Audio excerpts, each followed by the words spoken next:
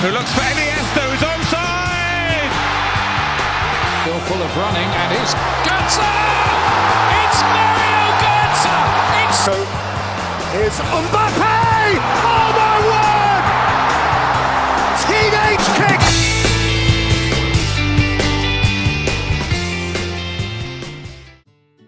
Hello everyone and welcome back to a brand new video. Before we begin, make sure to hit the subscribe button down below. I know most of you watching here are not yet subscribed, so get that button clicked before the World Cup begins. And for today's video, we have Amulay from Flawless over on the channel. Yeah, thank you very much. It's a pleasure to be here. Of course, we know each other very well. And yeah, it's a pleasure. I've been watching and we've been growing our YouTube channels together. So yeah, looking forward to more success. And again, hit the follow. We'll do more collabs and also follow our channel at Flawless Sports. We'll put the link in the description. But yeah, thank you for having me. I'm excited for the World Cup. Yeah, man, for sure. Check Flawless Sports out in the description. Make sure to give them a subscribe. Amazing content over there as well. But yeah, I'm so gassed for the World Cup. Who are you rooting for? I mean, we're both stay in Canada, so I'm looking forward to see how Canada does at the World Cup. Besides that, I mean, I'm a big Messi guy. As you can see, I'm an ex-Barcelona supporter. So I am rooting for, hopefully, Messi to take it home. So ideally, I would like to see Argentina go all the way. And you'll probably see that in my... For sure. So yeah, today...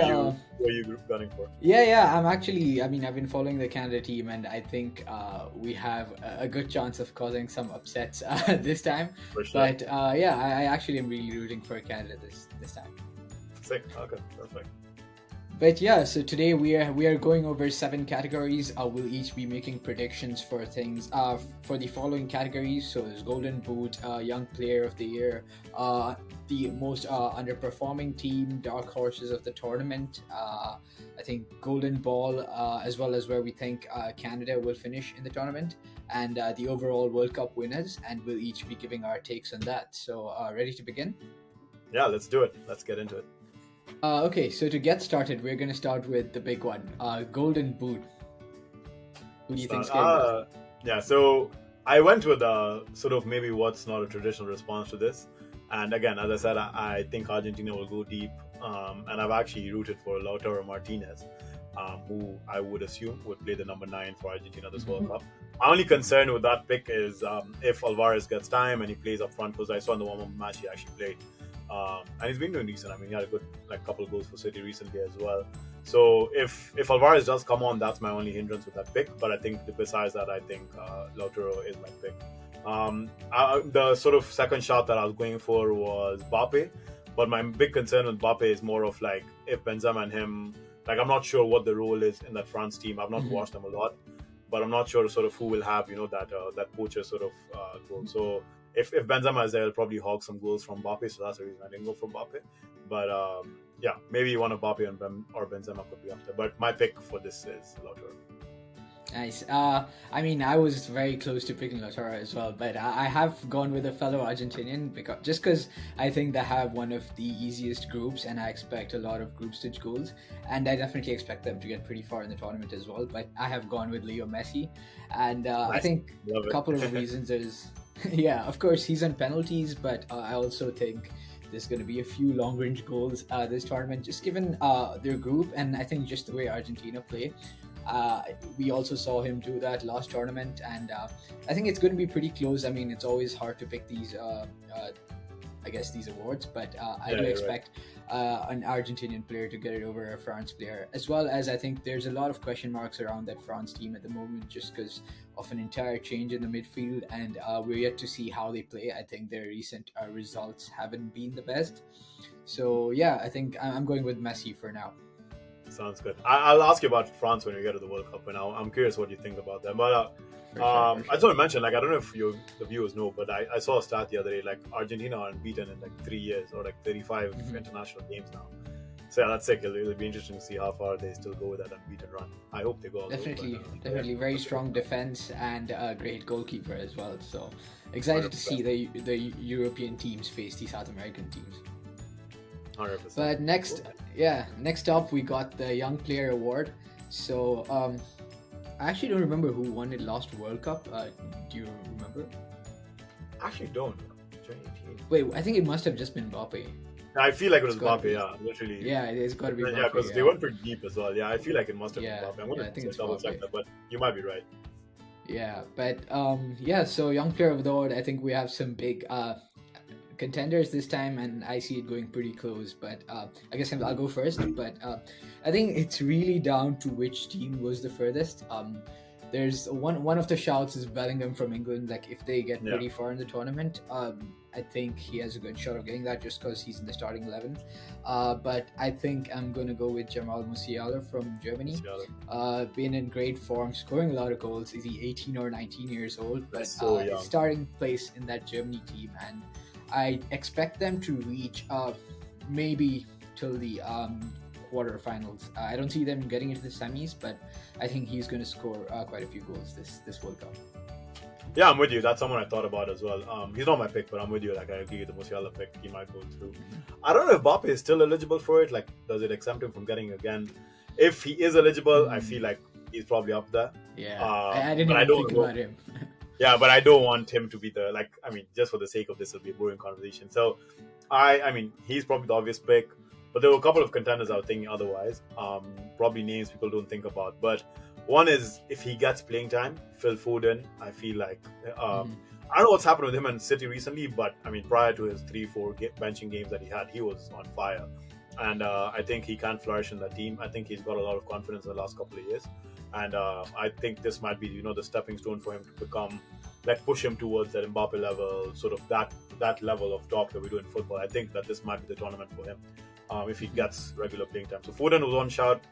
And the other one that if that team goes through, I think Spain, if it might be, Pedri or Gavi's time to shine there. So one of the Spanish players if they go deep. But my shout for now is Phil Foden. Yeah, I'm actually rooting for him to get some playtime, but Sterling's just got a great record with England, and I think he's in Southgate's good books. So it's going to be tough given that there's also Saka and Grealish in that team. Nah, it's all this stuff. Yeah, no, I agree. Yeah. But yeah, it'd be interesting to see what sort of attack formation Southgate goes with. Mm-hmm. Yeah. Next up, we got the I guess biggest underperformers of the tournament, and who are you going with? Yeah, so actually a good hook from my previous conversation. My underperformers for this tournament are actually England. I think England are probably going to underperform, and I say this for two reasons. I think on paper they have the talent. They have the team, but it's the way Southgate sets up Journey with a back five. It's two DMs. It's a very low attacking threat team. The way they just Journey set up, and that's one concern. And secondly is the fact that they're missing Reece James, who is Southgate's of course most favorite right back. I don't know who's going to play between Trent and Trippier. They both have a case for both of them. And again, they're relying on Shaw at left back. There's no Chilwell, so it's like in a defensive system, I think the defense is not where it should be. Again, with Harry Maguire being where he is currently, I just don't know how trustworthy that back five is. I think it's just a very low attacking team. Of course, Premier League being the best league, they always have such big hopes and everything. But yeah, England, I think, are going to be the underperformance. And also because of sort of the way their bracket plays out, I think they have some tough matches. And I don't see them. I think they have France. They have to beat France if things go ideal. Yeah. They have to beat France to go through, and I don't see that happening. Where do you see them finishing? I think they'd go until the match. I think if it's the quarterfinals that they would probably face France if I did the bracket correctly, and I think they would probably lose in the quarterfinals to France. That's my prediction. Interesting. But even that being said, I feel like most I say in the performance, I feel like even their wins are not going to be convincing wins. I feel like they'll scrap for 1-0. Yeah, 2, I think those kind of wins. That's the main point to be made there, right? Because on paper they should be topping the group pretty easily, but a lot of people think that there may be some surprise results in that Group B as well. Yeah, 100%. But yeah, I'm going with I guess not a really popular choice, but I'm going with Belgium. A lot of issues to start with. I think Lukaku hasn't played in the longest time, and we know how essential he's been to that Belgium team in the last two tournaments. And their defense is super old.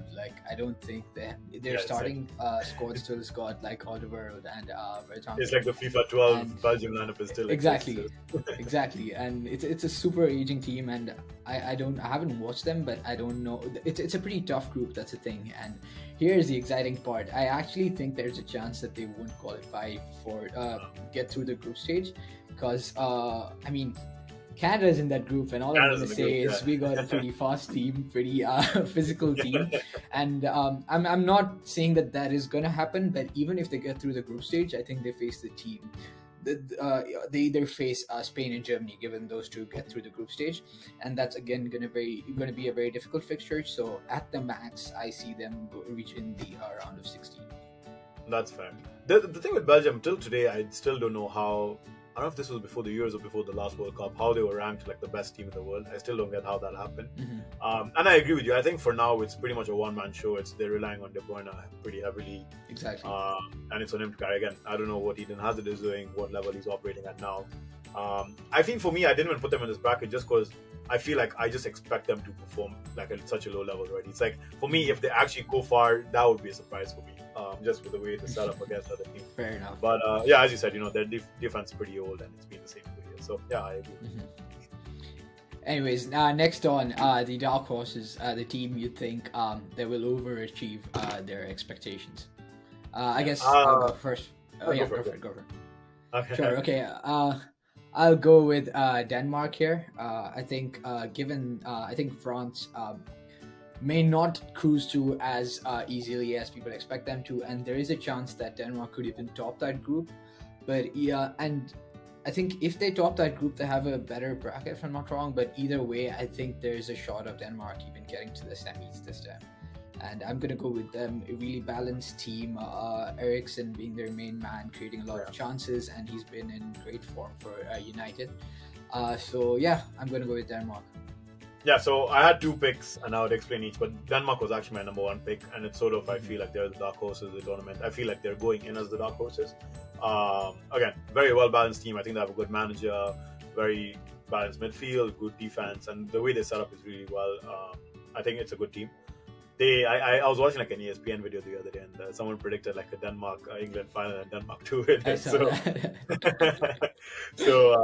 so yeah, Denmark could go pretty far. But yeah, my other team that I actually wanted to talk about was, and again, me being a Messi fan, it's hard to say this, but I think like Portugal, low-key, I feel like just with the whole Ronaldo saga that's going on, I feel like there's a lot of negativity surrounding Portugal. They might not have the best dressing room. I don't know if you saw the video of like I saw that, yeah. Ronaldo with Cancelo. Apparently Cancelo and João Felix like had a fight or something, whatever. I don't know like behind the scenes what's going on. But that being said, the quality that the team possesses, I think, is sort of being overshadowed by this whole negativity.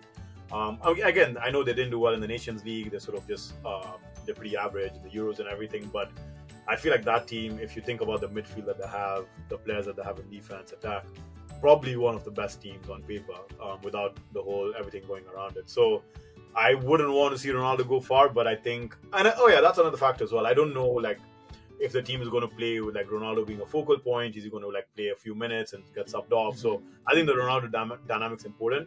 In my opinion, they're better off without Ronaldo and sort of have him like an impact sub or something of that sort. But yeah, I think Portugal has a very good team. I really rate the midfield. I rate Fernandes. I rate Silva. They have Cancelo, who's like one of my favorite defenders, and I think like they possess what could Bernardo take them Silva far. as well. Yeah, exactly. So yeah, Portugal is my other dark horse. I think they're not being talked about enough in terms of the quality that they possess. I agree. Strong defense too. Great keepers, and they got Diaz and Cancelo, the City double, as well as Dalot, who's been not in great form, but playing pretty good well. And I think I agree with you in that. I think a lot of people don't talk about them enough, and they could surprise us. And I would say they have a chance of getting even to the semis. Yeah, 100%. I'd like to see them go far. Maybe not win, but at least. I mean, in an ideal world, I would love to see a Messi Ronaldo fan. Of course. Like, one of my friends was posing to me the other day because the World Cup knockout stage and the finals are during our exams, and he was just like, yo, if the finals are Argentina and Portugal and it's during your exam, I don't care. Like, we are all skipping that exam. The world was like tough. a generational moment For 90 minutes. Yeah, it is. Exactly. The world was for 90 minutes. But yeah, that being said, I think it'll be a good run for Portugal. Nice. Better than people expect. Next up, where do Canada finish? I mean, you said it from the from the Belgium point of view that you think Belgium might not make it, but I sort of was looking at it the other way. I feel like Croatia, like, I mean, they're a good team. I know they went to the semis last time and everything, but I think Croatia is an aging team. Of course, they have Modric, Kovacic, Perisic, etc. But I feel like it's a pretty aged team now, and I feel like Belgium and Canada might be the two that make it through from the group stages. And hence I predict Canada to go until the quarters, and in an ideal world face Germany and lose to Germany. Sort of that's where I predict with them going. But I think 16? there's a good chance, round of 16. But I think there's a good chance they make it through the group stages, and I think that would be a big dub for Canada if they do that. I think you took the Belgium route, but I sort of took the Croatia route. So I mean, that shows there are two potential ways they could go through. So hopefully that does happen. What about yourself? Yeah, it is a tough group, but I don't see them. A round of 16 is, I guess, where I'd put them. Beyond that's a little too ambitious, I'd say, because there's Germany and Spain, and we don't know what form they're in. But I think for now, that's where I'd put them to reach. Yeah, 100%. I think they just need to draw or win one more match than the I forgot who's the fourth team in the group, but if they do that, then hopefully they'll go through. Nice. Anyways, now moving on to our last two. I guess we can kind of group these together, but Golden Ball as well as World Cup winners. And who are you picking? Yeah, so Golden Ball is your Golden Boot, who you picked. So I have Messi to take the ball. I think he's still the best player. I sort of didn't put him as boot because I think he's going to play more like a player maker position, sort of drop deep, bring the ball forward. So I think he'll probably be the best player. Of course, that's the obvious pick. And again, I'd want to put Mbappe up here as well. He's just moving at a really good level. Again, I want to also mention their third teammate at PSG, Neymar. I think Brazil are the hot property of this year. Everyone's really looking forward to Brazil. Everyone thinks that they're the ones who are going to take it. So I think if they do take it, I think Neymar should be a focal point of it. So that's someone I'll throw in there. But I think my pick is Messi, but I think one of those PSG teammates will take it at the end of the day. And yeah, so that I guess leads into my conversation of who I think would win the World Cup. And my personal prediction is, again, as I was doing the bracket, I was seeing like who makes it through.